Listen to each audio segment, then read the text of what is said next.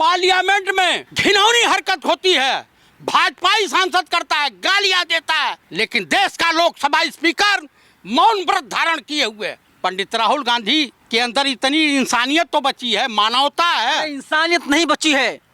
उदाहरण दूं ना, राजस्थान में जब मारा जाता जात के नाम पे, राहुल गांधी नहीं पहुंचते। लखीमपुर खीरी में जब मामला होता है, राहुल गांधी प्रियंका गांधी जाने का ड्रामा करते, नाटक करते हैं। जेएनयू यूनिवर्सिटी में कहा था कि सोनिया जिसकी मम्मी है वो सरकार निकम्मी है, और वो क्या है, आज सबसे बड़ा करीबी है राष्ट्रीय महासचिव श्रीमती प्रियंका गांधी वाड्रा का। इस देश की सीमाएं सुरक्षित नहीं है, ये मुद्दा होना चाहिए। बेरोजगारी मुद्दा होना चाहिए, न कि बहुजन कांग्रेस बनाने की आवश्यकता है।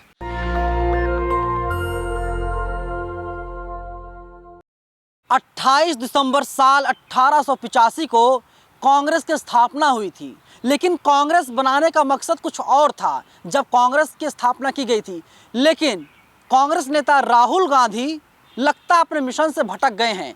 वे आजकल ओबीसी की राजनीति कर रहे हैं, यानी जातियों की राजनीति कर रहे हैं। कांग्रेस सपोर्टर चतुर्वेदी जी मेरे साथ हैं। चतुर्वेदी जी, राहुल गांधी अपने मिशन से भटकते हुए दिखाई दे रहे हैं। ओबीसी की बात कर रहे हैं, जनगणना की बात कर रहे हैं। देखिए, जनगणना होनी चाहिए ताकि लोगों को पता चले कि किसकी संख्या कितनी है, किसकी कितनी संख्या है, उसके बाद कितने लोग गरीबी रेखा के नीचे जीवन यापन कर रहे हैं। ये बात तो ठीक है। जातिवाद की राजनीति से हमेशा परहेज करना चाहिए अखिल भारतीय कांग्रेस पार्टी को, क्योंकि आंदोलन के गर्व की पार्टी है, गांधी की पार्टी है, पंडित नेहरू की पार्टी है, नेताजी सुभाष चंद्र बोस की पार्टी है। इनको कुछ नहीं तो अपने पिताजी के नाना से सीख लेनी चाहिए कि जब 1948 में महात्मा गांधी की हत्या हो गई थी तो 350 सभाएं पंडित नेहरू ने पूरे हिंदुस्तान में किया। आरएसएस को इस तरह गरेंडर किया कि आरएसएस की नानी याद आ गई और 70 साल बताने में लग गया कि मैं भी इसी देश का नागरिक हूँ।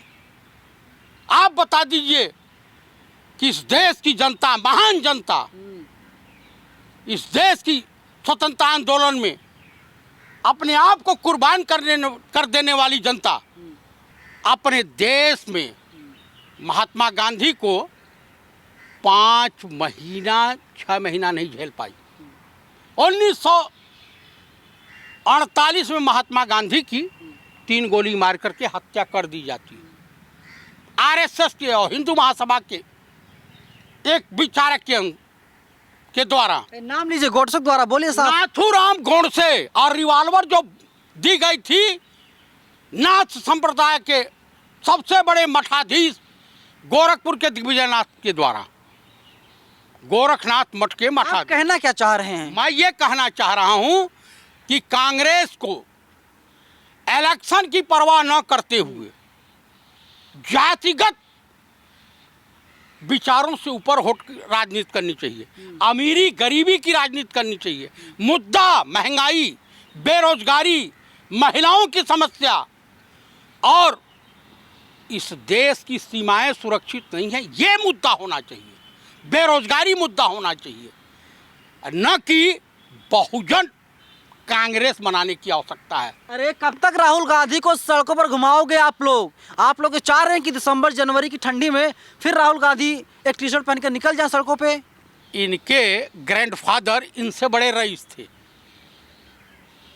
जब उनको नैनी जेल में बंद किया अंग्रेज ब्रिटानिया गवर्नमेंट जमाने में और भेड़िया कंबल दिया गया, तब पूरे शरीर में दाने पड़ गए थे, घमौरियां आ गई थी।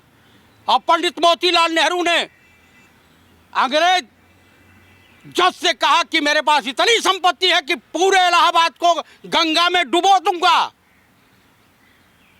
उनसे नहीं सीखते हैं। आज कांग्रेस का कोई भी व्यक्ति है वो सिर्फ पंडित नेहरू और गांधी की कमाई को खा रहा है या उसके पत्तीनों पे चल रहा है। हमारी 50 सीटें में 500 सीटें में, इनके पिताजी के पास 412 एमपी थे 1985 में जब श्रीमती इंदिरा गांधी की हत्या कर दी गई थी। अरे वो साल दूसरा था, ये साल दूसरा साहब। जो पार्टी 1980 में बनती है बीजेपी, देखिए उनके पास कितने सांसद हैं। 1925 में स्थापना की गई आरएसएस की। देखिए आरएसएस कितना मजबूत है। आपके पास क्या है? कुछ नहीं है, सिर्फ एक टी शर्ट है। मैं आपको बता देना चाहता हूँ 1925 में आरएसएस का गठन हुआ था, सेवा दल का भी गठन हुआ था। 1925 में खादी ग्रामोद्योग का भी गठन हुआ था। सेवा दल कोई नाम लेने वाला नहीं है। जब सेवा दल को कांग्रेस के अधिकारियों ने चपरासी बना के रखा, उनको समाप्त कर दिया, आज सेवा दल के लोगों को शुद्ध रूप से झंडा कैसे फहराया जाता है उसके भी ज्ञान का अभाव हो गया है। तो जब जो पार्टी अपने मुद्दे से भटकी, अपने संस्कारों से भटकी, या जो भी इंसान, उसका हश्र वही हुआ है। तो आप ये कहना चाह रहे हैं कि भारतीय जनता पार्टी जो है आरएसएस के किसी छोटे से कार्यकर्ता को उठाती है, सीएम, डिप्टी सीएम, मंत्री ना जाने क्या क्या बना देती है। हाँ। और कांग्रेस पार्टी सेवा दल के अधिकारियों को चपरासी बनाने का काम करती है। भाई आप बता दीजिए, सेवा दल का कोई वर्तमान समय में बड़ा नेता हो, कांग्रेस पार्टी में पदाधिकारी हो, बतावें।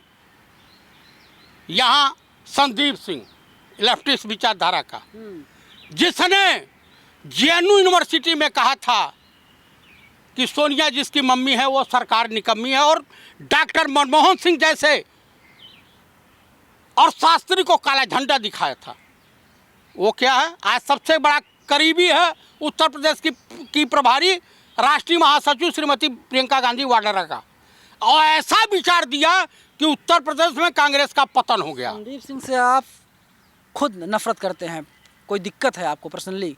मुझे उनसे कोई दिक्कत नहीं है, लेकिन जो मेरे पार्टी और विचारधारा के लिए घातक साबित होगा उससे जयप्रकाश चतुर्वेदी नफरत करेंगे। मुझे अपने देश से मोहब्बत है, अपने दल से मोहब्बत है। राहुल गांधी से मुलाकात होती है, राहुल गांधी आपको पंडित जी कहते हैं, आप भी राहुल गांधी को पंडित कहते हैं, क्या बातचीत होती है अंदर? अब क्या बातचीत होती होगी उनकी और उनके लोगों के बीच, ये मैं नहीं। आपकी क्या बातचीत होती है सर? मुलाकातें बराबर नहीं होती हैं, लेकिन जब भी मुलाकात हुई सार्थक हुई। आज कांग्रेस पार्टी में एक नेता है जो आखिरी व्यक्ति से मिल करके जाते हैं, राष्ट्रीय महासचिव तारिक अनवर साहब। इन्होंने स्वर्गीय बोरा साहब के आदर्शों को अपनाया, श्रीमती इंदिरा गांधी जी के आदर्शों को अपनाया, स्वर्गीय श्री राजीव गांधी के आदर्शों को अपनाया। वो लोग अपने कार्यकर्ताओं से मुलाकात करते थे। कार्यकर्ता तो दूर, पदाधिकारी भी नहीं मिल सकता है। हाँ, चाटुकारिता आप करते हो, चमचागिरी करते हो तो मुलाकात हो सकती है। आपको मैं बता दूं, अभी कल मुझे कहीं उड़ती खबर मिली कि कांग्रेस के एक सेक्रेटरी बहुजन कांग्रेस की परिकल्पना करके गोष्ठी कर रहे थे। हमको बड़ा हंसी आई, तरस भी आया कांग्रेस के ऊपर और पंडित राहुल गांधी के ऊपर। आपको एक बात बता दूं, पंडित राहुल गांधी की माता जी श्रीमती सोनिया गांधी जी अपने बेटे को चाह करके भी चाहे कि वो झूठ बोल जाए तो पंडित राहुल गांधी नहीं बोल सकते। राहुल गांधी बड़े अच्छे इंसान हैं, बहुत नेक दिल, निहायत शरीफ, पढ़े लिखे। और दूसरी बात सुन लीजिए, और देश के माननीय प्रधानमंत्री श्रीमान नरेंद्र दामोदर दास मोदी उर्फ राजा बाबू के घर परिवार या मित्र लाख कोशिश कर ले कि देश का प्रधानमंत्री वर्तमान समय का सत्य बोल दे, ये दोनों असंभव है, नामुमकिन है। बड़ा बयान दे रहे हैं, सत्ता में हैं वे लोग। सत्ता में अभी बताइए, मैं मन से किसी को माफ नहीं कर पाता हूँ। 50 लाख की गर्लफ्रेंड, कांग्रेस की विधवा, जर्सी गाय। चलिए अरे छोड़िए ना, वो सारे पुराने मुद्दे हैं। सुनिए, गड़े मुर्दे को मत खोदिए। सुनिए, वैसी का बयान आया है, वैसी साफ तौर पर नरेंद्र मोदी के खिलाफ हैं। अभी आपने देखा महिला आरक्षण बिल था, उस पर भी वैसी लीक से हट करके वोट किए हैं, यानी वे और उनकी पार्टी ने सरकार के खिलाफ मतदान किया है। देखिए, वैसी वर्तमान समय में भाजपा की आरएसएस की बी टीम के तौर पे काम कर रहा है। पार्लियामेंट में घिनौनी हरकत होती है। भाजपाई सांसद करता है, गालियां देता है, जो शब्द कहता है उसको हम बोल भी नहीं सकते, असंसदीय भाषा का प्रयोग करता है। लेकिन देश का लोकसभा स्पीकर मौन व्रत धारण किए हुए पंडित राहुल गांधी के अंदर इतनी इंसानियत तो बची है, मानवता है। इंसानियत नहीं बची है। उदाहरण दूं ना, राजस्थान में जब मारा जाता जात के नाम पे राहुल गांधी नहीं पहुंचते। लखीमपुर खीरी में जब मामला होता है, राहुल गांधी प्रियंका गांधी जाने का ड्रामा करते हैं, नाटक करते हैं, और आप कहते हैं कि राहुल गांधी पहुंच गए। अरे कौन सा तीर मार लिया राहुल गांधी? लोग कह रहे हैं कि राहुल गांधी चाहते हैं कि दानिश अली कांग्रेस में शामिल हो जाएं। किसने कह दिया कि राहुल गांधी चाहते हैं कि दानिश अली शामिल हो? राजनीतिक फायदा नहीं है। किसने कह दिया? किसने कह दिया?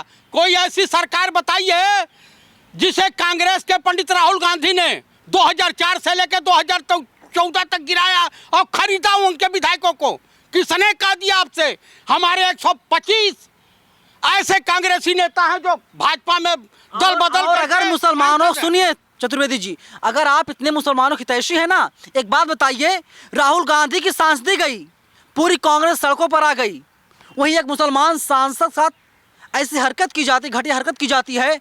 राहुल गांधी से मिलते हैं, फोटो खिंचवाते हैं, चले आते हैं। डरो मत, अरे आंदोलन करते तब मैं मानता कि आप में दम है। वो कांग्रेस के सांसद नहीं है, बसपा के सांसद थे। ये जो है बसपा को करना चाहिए। लेकिन राहुल गांधी कह रहे हैं कि 90 सचिवों में से 3 सचिव ओबीसी कैटेगरी के हैं, यानी ज़्यादा से ज़्यादा सचिव जो हैं, जो सरकार चला रहे हैं, वे लोग सवर्ण हैं, ठाकुर, ब्राह्मण, बनिया हैं। बनिया में मारवाड़ी जो है सामान्य श्रेणी में आता है। हर बनिया सामान्य श्रेणी में नहीं आता, वो भी ओबीसी का हिस्सा नहीं आता। गुप्ता हैं, तेली हैं।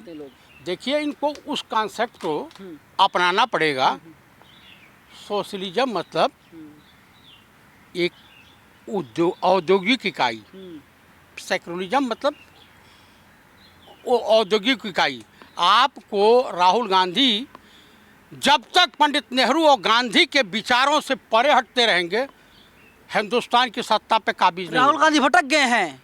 इनको इनके ही लोग, कौन से लोग हैं, नाम बताइए। अब नाम नहीं बताऊंगा। इनके हैं, कायर हैं आप। मैं कायर नहीं हूँ। इन्हीं के पार्टी, अब सूचना मिली है किसी ने बहुजन कांग्रेस बनाने के लिए कल गोष्ठी की थी, कहीं की थी, तो उसको जानते होंगे। अरे दिक्कत क्या भैया, बीजेपी में जो है मंदिर प्रकोष्ठ है, ना जाने कौन कौन सा प्रकोष्ठ है। मैं आपको बता रहा हूँ, आप ओबीसी, किसान सेल, पूर्व सैनिकों का सेल बनाओ, ठीक है, लेकिन देश की राजनीति में बेरोजगारी मुद्दा होना चाहिए, महंगाई मुद्दा होना चाहिए, किसानों की समस्या मुद्दा होना चाहिए, सीमाओं का अतिक्रमण किया जा रहा है वो मुद्दा होना चाहिए, ठीक है। इस देश के तमाम ऐसे कलाकार लोग हैं पड़े हुए जो किसी न किसी रूप में किसी को भटकाते रहते हैं। मान लीजिए कोई रिटायर्ड IAS अफसर है, वो नौकरी तो बढ़िया कर सकता है, लेकिन वो राजनीति का पुरोधा या पंडित नहीं माना जा सकता।